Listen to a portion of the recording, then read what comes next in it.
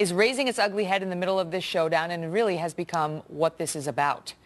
Ben Shapiro is co-founder and editor of truthrevolt.org and editor-at-large of Breitbart News. He's here now to explain. Ben, good to see you. So this is in a column from Politico's Roger Simon, who says the government shutdown has unleashed racism and talks about how the racists among us think they can tell us what makes an American. And he goes through some examples of some racist comments that have been made. It seems attempting to portray those who feel differently than perhaps the Democrats in this contest as people who have a problem with those of color. Your thoughts? And that's the way things have been rolled out by members of the left media. Roger Simon actually started that same column by suggesting that America would be better off if Speaker of the House John Boehner and Senator Ted Cruz both drowned. He actually said that would make America a better place. And yet the folks who are on the other side are presumably the extremists. He tried to lump in everybody on the right with some moron out there with a Confederate flag at the White House, completely ignoring what the Million Vet March was really about, which was the Obama administration's vindictive attempt to shut down a war memorial simply to hurt veterans. He talks about the guy with the Confederate flag, which, of course, the Washington Post put up huge on its paper. He talks about Joe Wulzerbacher, better known as Joe the Plumber, who did come out with a bizarre article on his blog entitled "America Needs a White Republican President," and this is from Joe the Plumber. Admit it. You want a white Republican president again. Wanting a white Republican president doesn't make you racist. It just makes you American. Okay, Joe. But he holds this up like it's an example of how everyone other than Roger sees this government shutdown, sees this fight that we're seeing in Washington.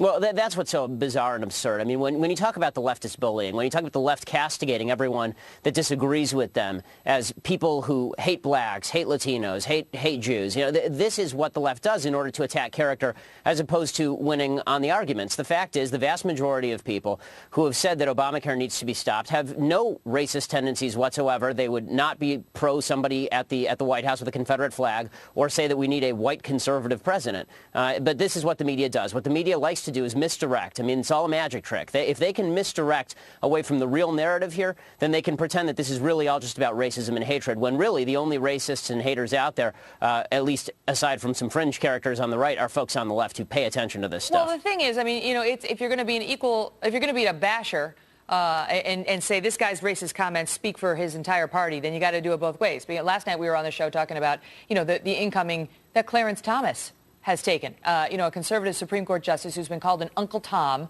by Democrats, who one PBS commentator suggested she hoped he would die early like most black males, she said. Marco Rubio's been called a coconut. And on it goes. And so, you know, do those people speak for the liberals any more than Joe the Plumber in this op-ed speaks for Republicans?